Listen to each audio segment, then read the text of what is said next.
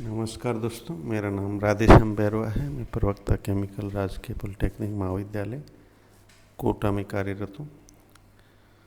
आज हम second year का सब्जेक्ट ट्रांसपोर्ट फिनोमिना CH 204 में chapter 3 mechanism of mass transfer, जिसमें topic number 3.1 diffusion in gas phase में सब टॉपिक 3.11 इक्विमोलिकुलर काउंटर डिफ्यूजन का अध्ययन करेंगे।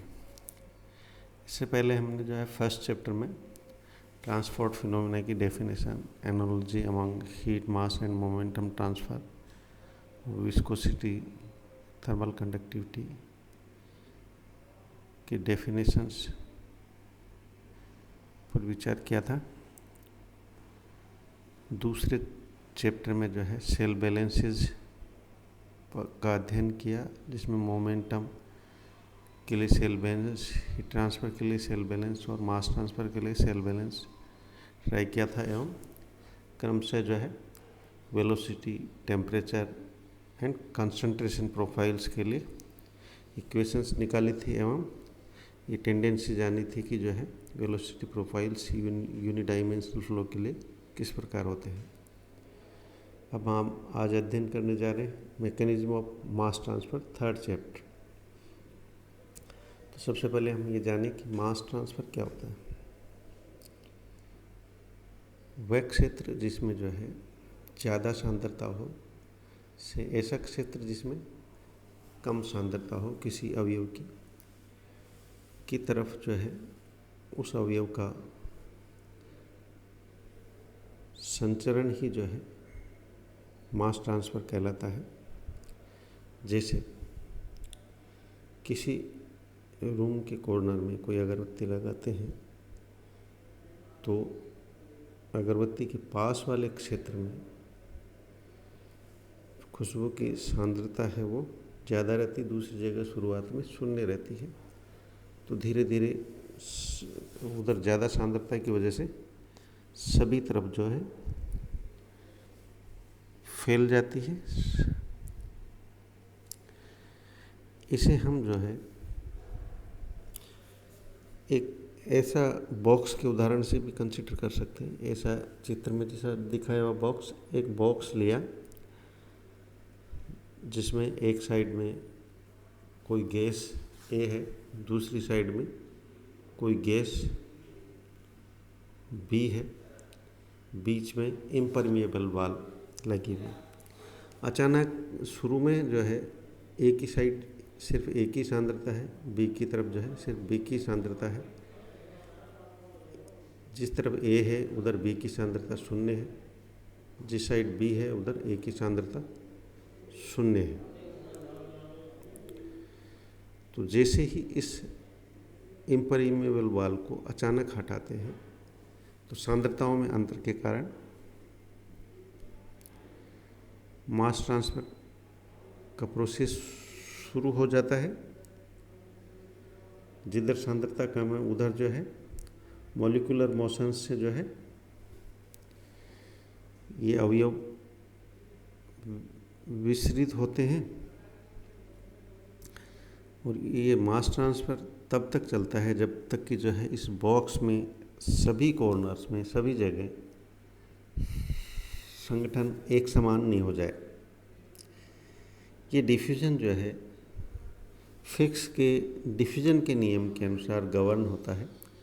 फिक्स का डिफ्यूजन का नियम है Na बराबर -d dCA upon dZ। Z यहाँ जो है एक डायरेक्शन है, इसकी जगह X या Y भी ली जा सकती है।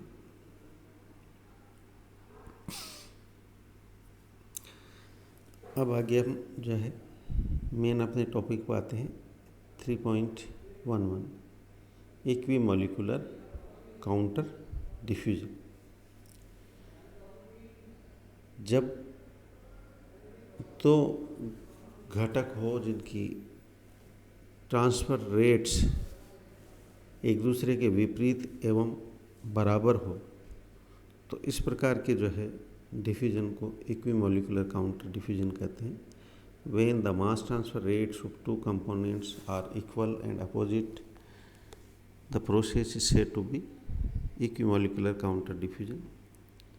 ये उदाहरण जो है घटित होता है एक तो जैसे बॉक्स वाले एग्जाम्पल में, दूसरा डिस्टिलेशन कॉलम में। अगर हम गेम मान लें हर एक स्टेज पे कि जितना हायर वोलेटाइल कंपोनेंट जो है ऊपर की ओर जा रहा है, उसी क्षण उतना ही लो वोलेटाइल कंपोनेंट नीचे की ओर आ रहा हो, तो वो भी इसके उदाहरण के तौर पर हम कंसीडर कर सकते हैं। तो हम जानते हैं Na बराबर फिक्स लॉ के डिफिजन के नियम का Na बराबर minus DAB DC upon DZ। यहाँ पर Na जो है मोलर फ्लक्स है, number of moles per unit area per unit time,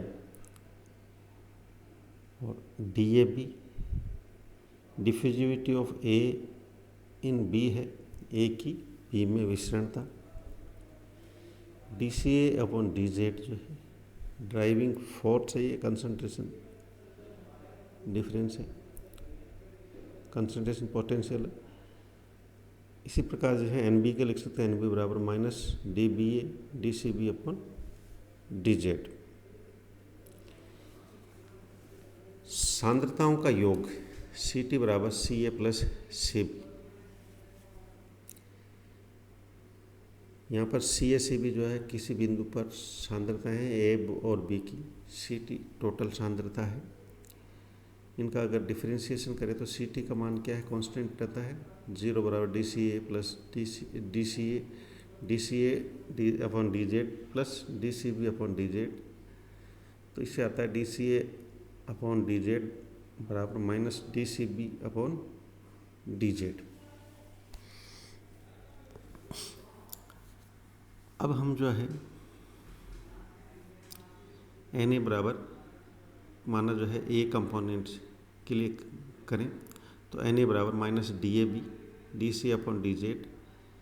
Z को बाईं तरफ लेके आए और Z1 से Z2 के बीच और CA का CA1 से CA2 के बीच समाकलन किया तो हमें मिलता है Na बराबर minus DAB CA2 minus CA1 upon Z2 minus Z1 बराबर DAB CA1 minus CA2 upon Z2 minus Z1। यानी ये DAB upon Z2 minus Z1 constant है, तो लिख सकते हैं Na बराबर HD CA1 minus CA2। HD यहाँ पर DAB upon Z2 minus Z1, इसकी मात्रक लेंथ पर टाइम इनवर्स यानी कि मीटर पर सेकेंड जैसा वेलोसिटी की मात्रक। हम जानते हैं PV बराबर nRT, इससे PA बराबर nRT upon V। Na upon V को CA लिख सकते हैं कंसंट्रेशन। CA बराबर PA अपॉन RT, CA1 बराबर PA1 अपॉन RT, CA2 बराबर PA2 अपॉन RT। तो इसे हम लिख सकते हैं Na बराबर DAB upon RT PA1 minus PA2 upon Z2 minus Z1। फिर Na बराबर kg dash PA1 minus PA2, यहाँ पर kg dash DAB upon RT Z2 minus Z1, इसकी मात्रक L माइनस 1 T यानी लेंथ का इन्वर्स और टाइम। इसी प्रकार Na बराबर kx XA1 माइनस XA2, यहाँ पर kx DCT upon Z2 minus Z1, इसकी मात्रक मास की मात्रक length inverse square minus into time inverse होती है। धन्यवाद।